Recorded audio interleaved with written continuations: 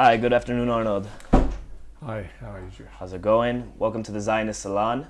My name is Josh Lent. I'm the Director of External Relations in Tirtzu. I have the pleasure of being here with Arnold Roth, the co-founder of the Malki Foundation, a former attorney, a manager. Thank you so much for coming. Thank you. Now, I've been following your story for years, and I follow your Twitter, I follow everything. Could you tell me a little bit about the Malki Foundation and how we actually got to this salon? My family started its journey as a family, my wife and I, in Australia. My wife is American. I'm born in Australia to parents who came after the war as refugees, like almost all the Jewish community. When we married, it was on the condition that we're going to make Aliyah. My wife imposed that condition. I accepted it, not as quickly as she specified, but we arrived here in 1988 with 3 sons and a daughter who was 2.5 years old. Our daughter never left Israel after that. Her name was Malki, and in the summer of 2001, she was murdered in the massacre that took place at the Sbarro Pizzeria, not far from where you and I are sitting, here in Jerusalem. The murder was so shocking and so painful to us that it took some time to figure out how we were going to conduct the rest of our lives. But one thing quickly became a goal that we sought for ourselves, and that was we don't want to let people forget Malki. She was 15 years old. She didn't have much of an opportunity to make a mark, but we created the Malki Foundation already in the first 30 days. And I'll just mention, because it's somewhat interesting and not that well known, on the day of the Shloshim, Azkara, there was a ceremony arranged in our neighborhood, which was Ramot here in Jerusalem, not only for Malki, but for her best friend Michal Raziel, who was murdered with her, our next door neighbor.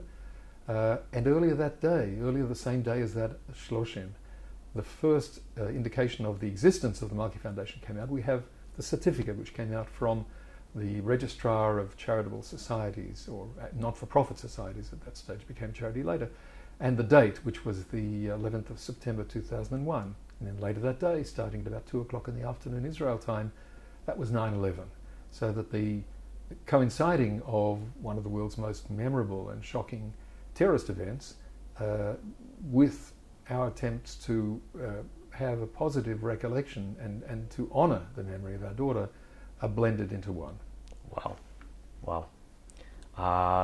And could you please walk me back to that day, to the day of the Sbarro massacre? What happened that day? How did you hear about it? I'll start with the last question. I heard about it because I came back from lunch with several of my colleagues. I was running a drug development company here in Jerusalem at the time as the chief executive. As I got to my desk, my phone rang. It was my wife. She was screaming into the phone. She said, "There's been a pigua." And I can't reach the children, and even before she finished the sentence, she had hung up. Many hours passed. The details of it are both hard for me to recall and hard for me to talk about. That happened at 2 o'clock in the afternoon. It wasn't until 2 o'clock in the morning of the following day, Friday the 10th of August 2001, that our 2 oldest sons phoned home to say, they were in the company of a social worker, they had found their sister in the pathology centre in Yafo. And of course she was not alive. Many things happened about which I have only the faintest ability to call them up from my memory. We buried Malki later that Friday. She was the 15th of the 15 to be buried from among the victims. We sat shiva and were stunned by the warmth of people who didn't know us and came not only to our home, to other people's homes, because we were all essentially in the same awful situation, losing a child. Most of the victims were children, to an act of horror, of terror. No one really understood who was behind it for some time, but the victimhood that we had entered into, not a very pleasant concept, called for solidarity, and thank God we got a lot of solidarity. 30 days after her murder, as I said, we were already in the business of putting together a charity, and the world fell apart, 9/11.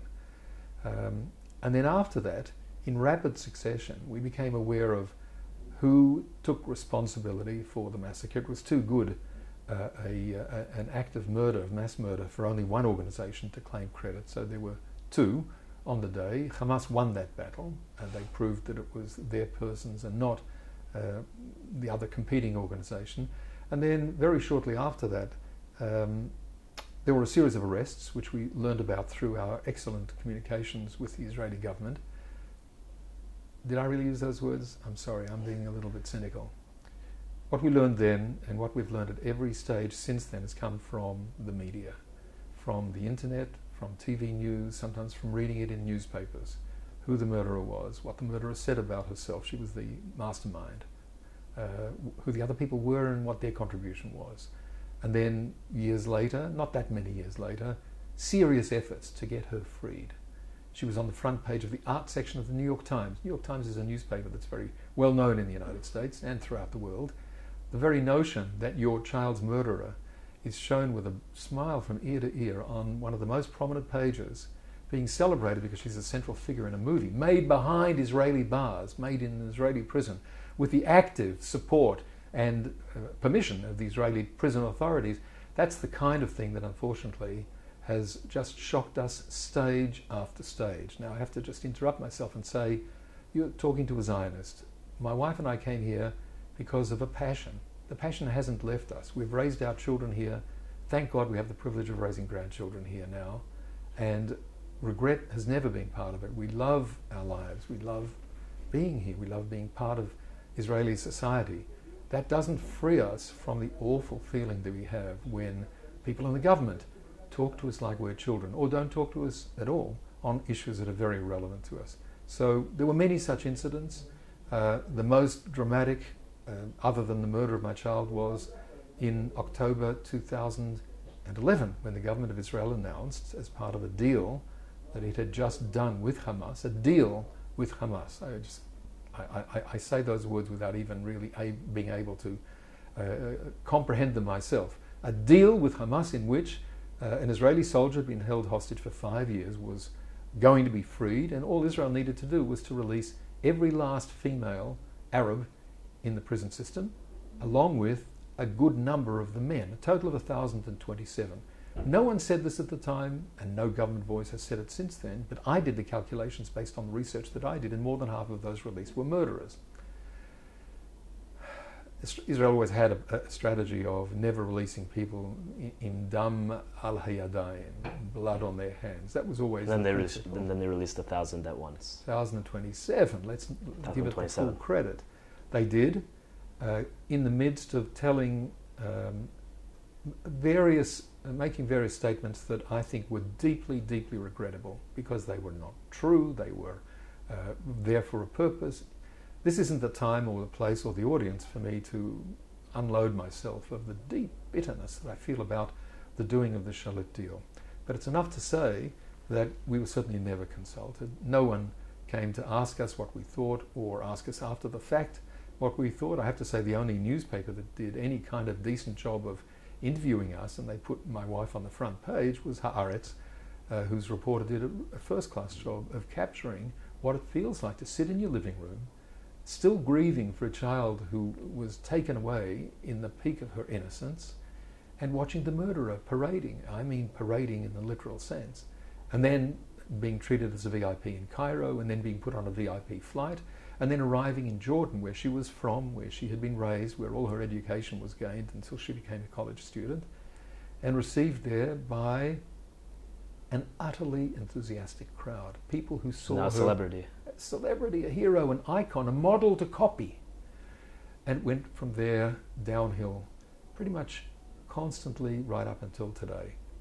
As a result of the horror of seeing her paraded on a Jordanian TV station in about the month of February after the Shalit deal, we're talking February 2012, that's when we learned that she's going to have her own TV show.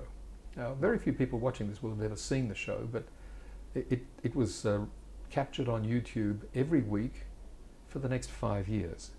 Very impactful TV show, all about how great terrorism, they don't call it that, it's resistance. There are no victims, they're just Zionist rapists. That's an expression that is used in Jordan a lot. And Tamimi herself saying, I shouldn't do that, the microphone is on my chest, but I'm a terrific person. What I did, God was very, very happy about, and you should do it because God wants you to do it. Now, for 5 years, every Friday and then every Saturday, for years, the fact that people aren't horrified about this is only a reflection of two facts. Number one, most people watching this don't speak Arabic, and even if they do, don't trouble themselves to watch made in Jordan TV programs. And two, nobody in the media, nobody without exception, has ever written about this other than in response to my and my wife's writing about it in order to shake people up. How can it be? The next step, and there I want to give you back the control because it's your interview and I'm sorry to be taking your time. No, please. Was when the government of the United States finally decided to issue charges against Tamimi because two of her victims, of the people who were murdered, two women, were American, my daughter and the daughter of another family. It's a tragic story. I'm not drawing any attention to them because they don't like attention, but she was freshly married and pregnant, a Haredi woman from the United States, here as a tourist. Took with her parents' future. It's a terribly tragic story. A third American woman was rendered unconscious that day and is still unconscious until today. She's not included in the 15 dead, but as a result of my going to Washington and basically making an attack at the offices of the Department of Justice and the FBI, charges were laid, kept secret. I knew nothing about them for 5 years, from 2012 until 2017. Then they were announced on the 14th of March 2017. A delegation came from Washington to sit with us and tell us before the rest of the world knew, a respectful gesture that we never received from any other governments in the Middle East. But then the next shock, which was that only 6 days later, America's great friend, the government of Jordan, announced that there is no extradition treaty between Jordan and the United States. Of course, everybody else thinks there is, because there is. There's In no US law there is? Say again? In US law there is? It's not in US law, it's international law. The signatures are there. Anyone who wants to go into it, and I'm happy to walk people through the analysis. The Jordanian highest appellate court, held that because of a flaw, a certain problem, the treaty doesn't exist. Now, I just want to say 1, 2, 3 things about that. The first is that when they said that, they were not giving the whole picture. The second is that even if the flaw existed, and I'm here telling you that the flaw did not exist, it was something that the Jordanians were supposed to do and they didn't do it, and they haven't done it every day from then until today, they could have fixed it this afternoon. They didn't. And the third is that it's actually all untrue, because it's all about Jordan ratifying, in Hebrew, la'ashrer, the treaty that was signed, certainly signed in 1995, certainly put into effect, certainly used to extradite one after another Jordanian fugitive terrorists from Jordan to the United States, where at least 2 that I know about are still in prison today. The Jordanians decided that this was a step too far. This woman was a national hero. Why was she a hero? Because she's good looking, because she spoke well. She's a hero because she murdered Jewish children, and now she's free. And she says, with full justice, she says, God is obviously happy with me.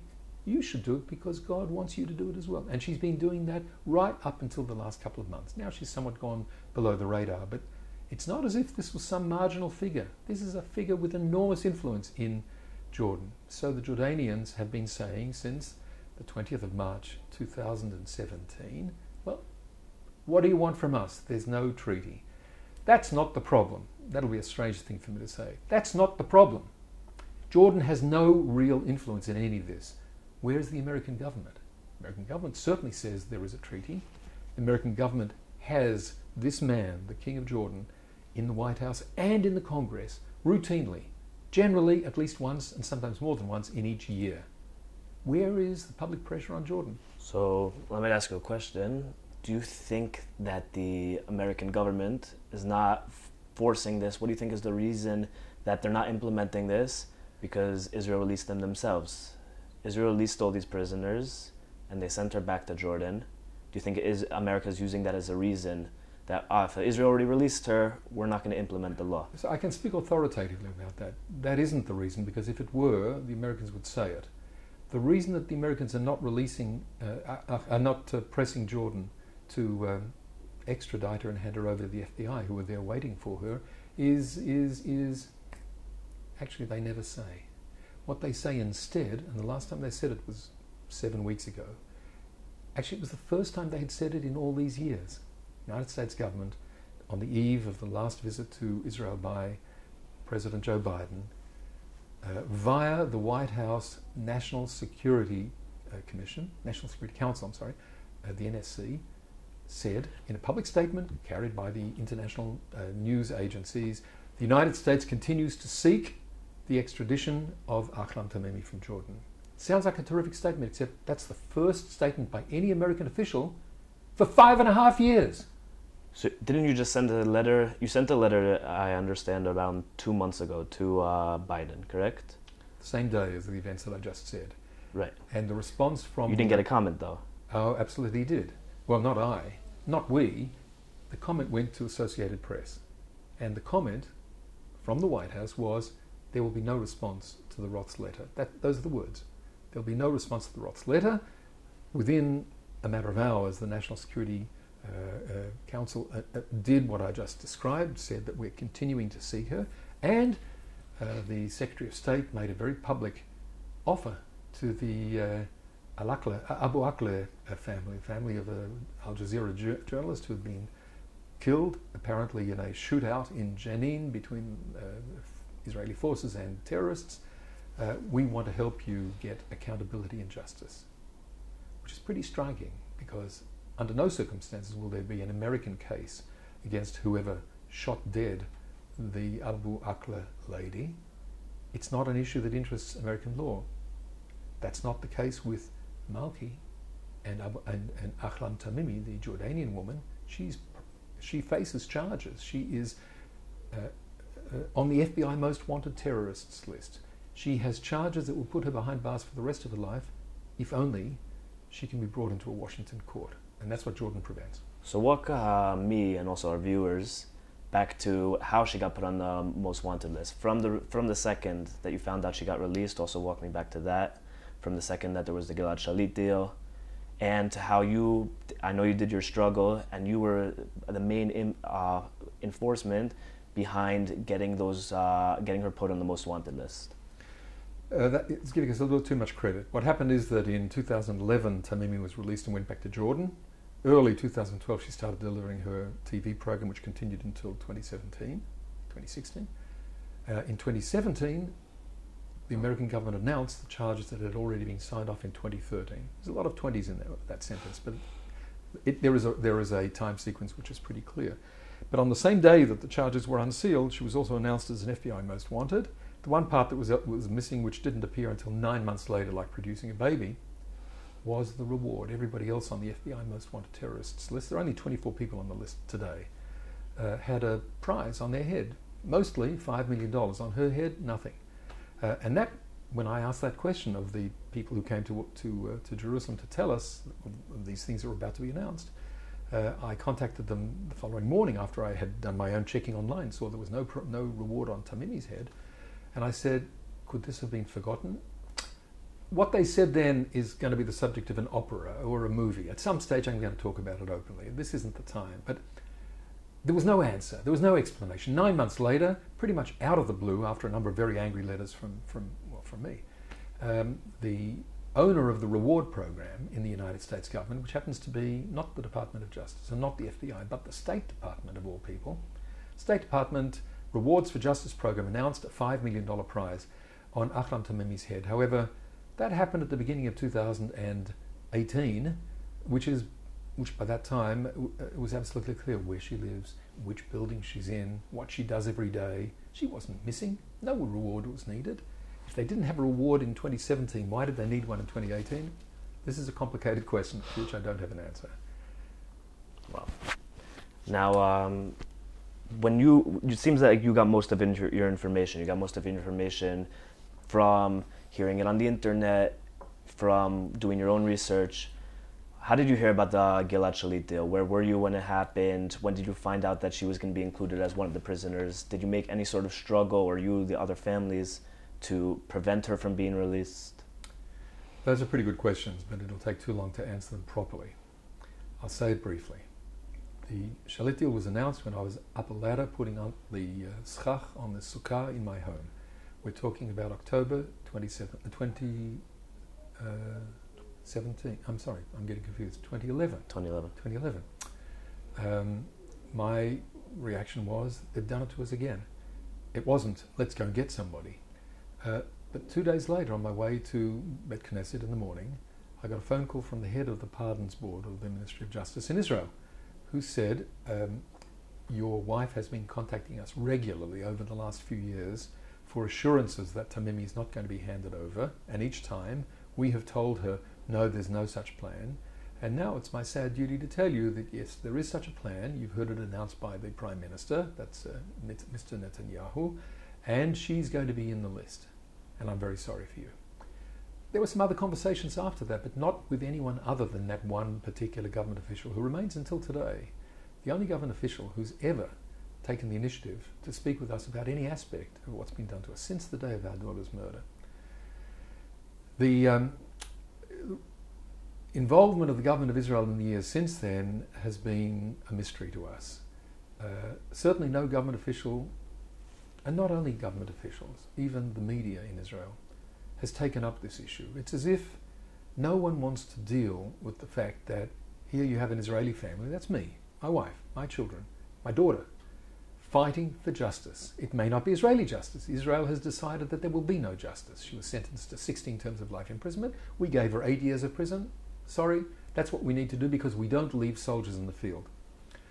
And there have been some journalists who have sort of bought into that issue and tried to say that, well, you know, this is really to Israel's great credit, but it's really that's one way to look at it, and certainly the way the government of Israel presented it at the time, but it's not really the whole picture. The fact is that there is a tradition, there is a Jewish approach, a traditional Jewish approach, a halachic approach to what you do when hostages are taken and the people who take them want money or want something else. They want people to be handed over. And the central figure in that whole discussion is a person of whom I'm a direct descendant, the Maharam Rothenberg, who's my great-great-great-grandfather, who died in a German prison, even though the Jewish community in his town, in Rothenburg, in Germany, raised enough money to get him freed. And his response to the efforts by the good Jews who wanted to see him freed was, if you give in to these people, you're just encouraging their appetite. Now, people can say, I don't like that approach, or they can say anything they want, even that it never happened. But it's a mainstream position in Jewish life. And when somebody comes and says, we must, Gilad Shalit has to be released no matter what the price, they're not really expecting to be taken seriously. If, for argument's sake, the Hamas had said, we're ready to hand over Gilad Shalit this afternoon, but all we need is for 15 Jewish virgins to be slaughtered in Dizengoff Square, and then we'll hand him over, everybody would say, but that's absurd. Instead, what we had was 1,027 convicted terrorists, more than half of whom are murderers. Some of them murdered again. Some of them murdered again. When did anyone in the government say, well, there's a danger that somebody might be murdered again? What do the families of Baruch Mizrahi and the other victims say to themselves or to government officials when the subject comes up? Oh, we're okay with that because Gilad Shalit was saved. Everybody wanted Gilad Shalit to be saved, and I'll say more than that. If I were Gilad Shalit's father, who's no longer alive, I would have done the same thing as well, but I wasn't the Prime Minister. I want what's good for me. Of course, everyone understands that mechanic. But when the Prime Minister makes a calculation and says this is what Israel has to do, and got more than 90% support among the Israeli public, that doesn't prevent people like me from coming along then, because we did a lot of television in those 3 days, or mostly foreign television, Israel wasn't interested, and now, and say, this was a catastrophe. This was Bechia Ledorot, a cause for wailing for generations to come. The entire leadership of Hamas today is composed of people who were in prison until October 2011. We freed them. Israel freed them. I don't understand. In any event, that's something that is, we can't redo this, and Israel has continued to keep us safe and do everything that a government needs to do, except that my very strong sense is nobody wants to mess with the King of Jordan. And my position on that is, well, that's good, but let's at least open up for discussion the fact that the King of Jordan is preventing an act of justice, not Israeli justice, American justice, from happening. And where is Israel on this? So the short answer, and people can look this up on the web because there are significant articles, none of them written in Hebrew, that will explain what this whole debate is about. What I can tell you is that the Israeli media ignore us as if we had leprosy, with very few exceptions. So the result is most Israelis have no idea that this struggle is going on. Our struggle is much better known in the United States, in Australia, where my daughter was born and where I was born, than it is here in Israel. To me, that's quite shocking. Right. Well, in terms of the U.S., in terms of, has it been the same with every single administration? You said that you haven't gotten a good response from the Biden administration. Did you have a closer response with the Obama administration or the Trump administration? Because this has really been a struggle that's been ongoing for the past 10, 11 years. Certainly since 2012. So the question is a fair question, and the answer is a serious answer. No. The resistance has clearly come from the State Department, who are not elected officials. The people who have been at the head, the elected heads of the State Department, the people we call the Secretary of State, have all been unresponsive. There's not a single one of them under Obama or Trump or Biden who has ever said a word to us, even sent us a letter, nor has any of the presidents. That may sound like, well, what do you expect? But it's not quite what you expect. We published a letter in the pages of the Wall Street Journal when President Biden hosted King Abdullah for the first time in the Oval Office of the White House. It was a strong and very reasonable letter. It wouldn't have gotten into the Wall Street Journal if it wasn't. And that was ignored completely. Around the same time we wrote to the current Secretary of State, Antony Blinken. That was ignored completely. After the National Security Council announcement in July, which came right after the White House said there will be no response to the Roths, we wrote to Jake Sullivan, who is the President's advisor on the National Security Council, and there's been no response. I also want to say that we've had a number of meetings with high-ranking American officials, always at our request, including prominent diplomats, and I'm not going to be drawn on the names, and in each case it's been, oh, that's so sad. Are we done? Now, that's a rude way to say it, because the conversations in each case went on for half an hour or an hour, but the effect is exactly that. That's so sad. Are we finished? Do you feel that the current state in diplomacy, the Abraham Accords, everything have an influence on that? In that they feel, we don't want to rock the boat, we don't want to demand something from Jordan because they may be next on the list? Do you feel like that has something to do with it? Yeah, I think that analysis is too sophisticated. I think it's a lot more basic than that. And at that point, I think I don't want to say too much more about this, because there isn't enough time to really develop the ideas, and I'm just afraid that we'll get into situations where people will think that I'm mounting an attack. I'm not mounting an attack on anybody. There's no domestic politics, no bipartisan politics in anything that I've said to you here today, Josh. What we want is justice, and the American system agrees with us. Department of Justice and the FBI certainly want this woman put on trial. They've invested serious resources, and they've given us answers as much as they can at every stage. The State Department is a completely different story. Let me also say that the State Department is not like made out of one block of wood. You have various, you have a variety of views there. At a certain point, somebody in the State Department, among the very few who have ever spoken with me, told me that you should look into the documents of 1995 when the treaty was signed with King Hussein, the father of King Abdullah. And I did, and I discovered some surprising things, and I filed an application under the Freedom of Information Act, FOIA, which is a very useful and powerful tool. It was ignored. I then asked lawyers to prepare a better application. That was ignored. So then we sued these people. We sued the government of the United States to get the State Department to hand over the documents. And do you know what happened? We won. As a result, I have a document signed by King Hussein, which has never been reported anywhere. The Jordanians don't seem to know about it, which is a nonsense. Of course they know about it. They don't want to talk about it. And that document says that what the court in Jordan, back in 2017, 6 days after the charges were announced, where it said, well, Ahlam Tamimi, she's not going anywhere, is all untrue. It's based on... So this is generally a struggle that I've been following it, and it seems that you've been the main prominent figure in the media from the families. Do you have any other contact with any of the families? Is that something that you're in contact with them? Are some families joining you in the struggle, in the meetings, and everything? So I'm glad you're asking the question, because it's something that I don't address often enough, and the answer is very clear, but it's also a little bit painful. We have a lot of friends among, in general, the community of terror victims, particularly parents who've lost a child to an act of terror, some of our closest friends today. And we also have some friends in the community of people who were killed or injured in the Sbarro massacre. Our next door neighbour, for example, with whom my wife and I are very close, lost one of her children. She was a widow already. She lost one of her children, Malki's best friend. Other people can't really help in this situation, other people from the community of terror victims, because we've turned to the United States. I've used the expression, I'll use it again here in this interview, we've been betrayed by Israel. Israel should never have released the murderer, the principal murderer, the spearhead, the mastermind, the woman who says, it was my operation. Those are exact words. My operation. It's given her a career. She should never have been released. But nobody else can do anything. Once Israel released her, that makes any other action very hard to take. And in any event, Israel has made it clear that's done, it's behind us. The United States has a different view.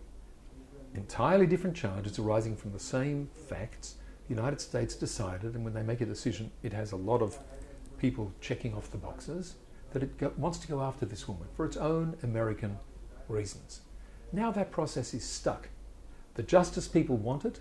The State Department people, which includes the people who are in the White House, those who are guided by the State Department, don't want it. And in some way, this has been presented as a trade-off. You can either get justice or have constructive relations with Jordan. You can't have both. And I say, have you all lost your minds?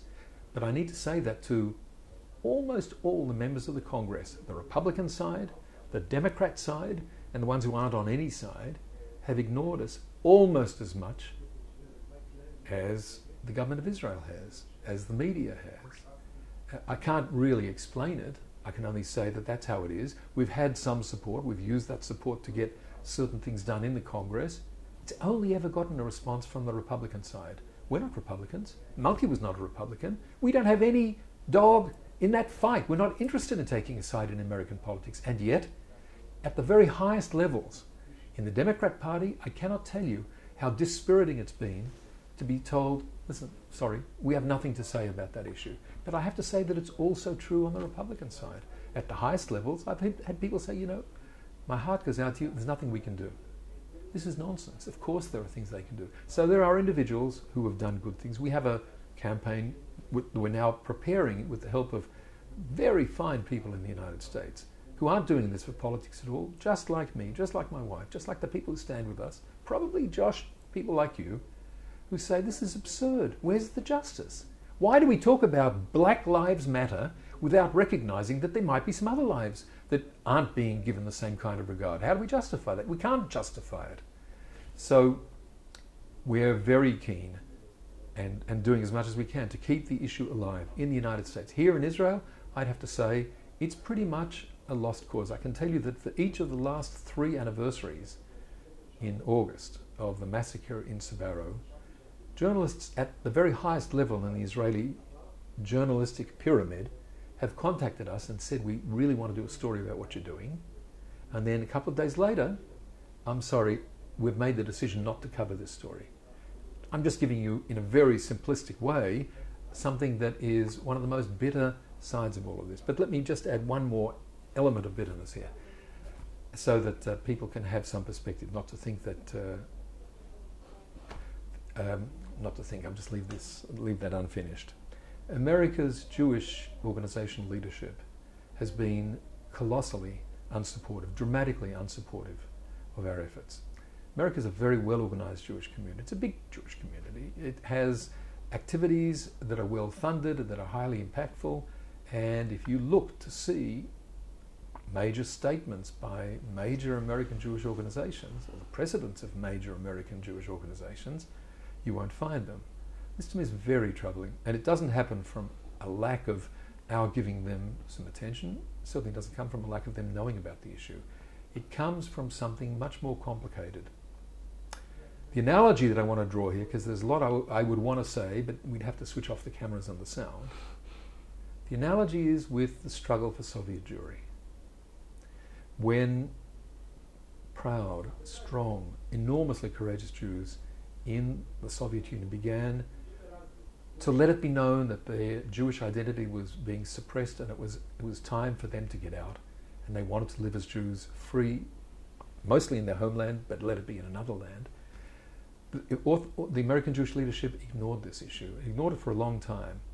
It became an issue because of grassroots support. People who were responding to what they saw as an authentic expression of Jewish pride and Jewish suffering, something that somehow, in some situations, leaders tend not to hear. It might be a hearing problem, it might be a nuance problem, but the fact that they weren't hearing it is absolutely clear until the grassroots efforts, and I'm thinking particularly of the student struggle for Soviet Jewry, where I was involved on the margins of it from Australia back in the early 1970s, late 60s and early 70s, when it became so much of a reality that the leadership couldn't ignore it and then basically co-opted it. And the result was a fabulous result. We have 1 million Jews who were part of that struggle, who weren't in Israel then and who are in Israel today. That's a fabulous thing. I don't want to make it sound like a tale of woe, but I do want to sort of ring the bell and say something is wrong with America's Jewish leadership if they're not pressing us with questions like, how can we help? It's quite the opposite. I can tell you that in the days after my daughter's murder, I speak well. I'm a native English speaker. It makes me different from most of the victims of of Arab terror against Israelis. So that in a very short time after Malki's murder, I was invited to City Hall here in Jerusalem to speak to a very high-level delegation of American Jewish leaders. Somebody sent me a photograph of it afterwards, and I just found the photograph recently. It brought back the whole memory. They were standing around looking with great sympathy at me while I was making some kind of a speech with my hands like I'm doing now. Most of the people in that picture, if they're still involved in Jewish leadership, won't take my calls today. They don't respond to my emails. And that's not because I've been rude to them, and it's not because I've done anything wrong. I don't think any of them will say I've done something wrong. I think at the very best what they'll say is, this is a complicated, some nonsense like that. And I'm afraid at this stage in my life, and having gone through what I've gone through, together with my wife, together with my family, I'm not interested in any of those self-excusing explanations. It's time. I've been part of Jewish leadership in Australia, in the United States, and on a global basis since I was a university student. I was on the World Jewish Congress for a short time because I was very active in the World Union of Jewish Students. I was vice president. And I know the way this works, and I know what some of the issues are, and I know that not every issue can get the kind of support that you need. Our issue is not one of those. Our issue is screaming out for help. Our issue is a Dreyfus kind of issue. No one's going to bring back my daughter, but justice not only is not being done, the fact that it's not being done is a cause for enormous celebration in the Arab world. There is a price we're all paying for the silence of America's political leadership, for America's Jewish leadership, for Israel's political leadership, for Israel's media, and to a great extent America's media as well. There's a price. Now, it's not for me to say what everybody ought to do. It's enough for me to say, we stand for justice. We want you to join us in that battle for justice. That's as much as we can say. The rest has to come from people on the other side, the kind of people who might be watching this. So I grab every opportunity to speak publicly, to write as often as I can. I've had op-eds in the last few weeks in Newsweek and some other places I can't even remember now. And we write a blog, we are active on social media, Fremad and I. We're not doing this for the publicity, we're not doing this because we expect, an example I always give is that there'll be a postage stamp in our daughter's memory. We want justice to be done. Her murderer is living free and celebrated for that very fact. Doesn't anybody see how catastrophic that is? It's horrible. And what does it mean if the king, who gets all of this support, who President Biden calls a loyal friend in a bad neighborhood, a direct quote, isn't pressed at all? And what upsets me the very most, and then I've stopped, is when I hear Jewish leaders say, oh, we raised it when we met with the king.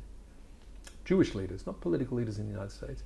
And my answer to them is, well, what happened? That's nice, but it doesn't matter that you say something to the king. The king will listen to the government of the United States. When the Secretary of State says something to him, when the President says something to him, even when the Deputy Assistant Secretary of State for Middle East Affairs or for counterterrorism. Or when they cut aid, there was over $1.8 billion given in 2020. They also have plans of $5 billion. When you cut aid, then it would start making an effect. 100%. And here, perhaps we really could go on for a long time, but I'll just mention there is a law. It's on the books. It was passed twice in 2019 and 2020. It's a sanction that was added as part of the the appropriations bill, which became the budget. And it says, a country that has a treaty with the United States and doesn't honour it, and which receives foreign aid from the United States, loses the foreign aid, and the Secretary of State may veto this. There's been no veto. It's on the books. The law is there. There's not a lack of law. There's a lack of political will. There's a lack of courage. There's a lack of respect for justice. Wow. Thank you so much for speaking about this issue. I admire the fight that you've been doing, and I will keep following it. And if you could talk a little bit about the Malki Foundation, about why you made the foundation for special needs people, and what that has to do with Malki, just to finish off. You're very generous. Let me start by giving the URL, the web address of the Malki Foundation, in case what I'm about to say goes over people's heads or doesn't make sense. www.kerenmalki, KERENMALKI.org. As I've already said, the Malki Foundation was founded immediately after Malki's murder, within the first 30 days. The goal of it was to support families just like mine. We have our youngest child, the seventh of our children, who was catastrophically disabled. Not born with disabilities, but by the time she was a year old, she was blind and brain damaged and incapable of functioning, and she has no communication with the world today. She lives with us. She has a room in our apartment. We are with her all day long, and as long as we live, it will always be that way. As I use those words, I want to tell you that there are many families who have exactly the same view and want to do this under the worst of circumstances. But it's hard. Thankfully, we had the means and we had the desire to fight the system. We had bitter fights with Kupat Cholim and with the Ministry of Health, and we prevailed. And then we lost Malki. And then we decided Malki had such a pure soul. She was so devoted to her little sister. She used to carry her little sister to her own bed every night, just for the closeness. She never had any communication with her sister. Chaya, our daughter, has never spoken a word, and I imagine never will. Creating an organization which does good was always a clear mission for us. Creating an organization that does good without any regard for the political or the religious or the demographic or the sociological background of the families was always a very clear principle for us. So we have, it may surprise people when they hear it, a third of the families who have received benefits from the Malki Foundation over the 21 years of its existence have come from the Arab parts of Israeli society. There's nothing more that needs to be said. That's the way Israel is, and that's the way it ought to be. There's nothing wrong with it. It's the right thing. But there's also nothing political about it. We never quote the work of the Malki Foundation in any of these bitter political interactions we have with people, and it will always be that side. It's not a political organization. It's an organization which lets me get up in front of audiences and say, I had a daughter called Malki, and she's no longer alive, and here are the good things that are being done in her name. Right. Thank you very much for coming. It was a pleasure speaking to you, and everybody should check out the Malki Foundation. It's an amazing organization. Thank you, Josh. Thank you very much.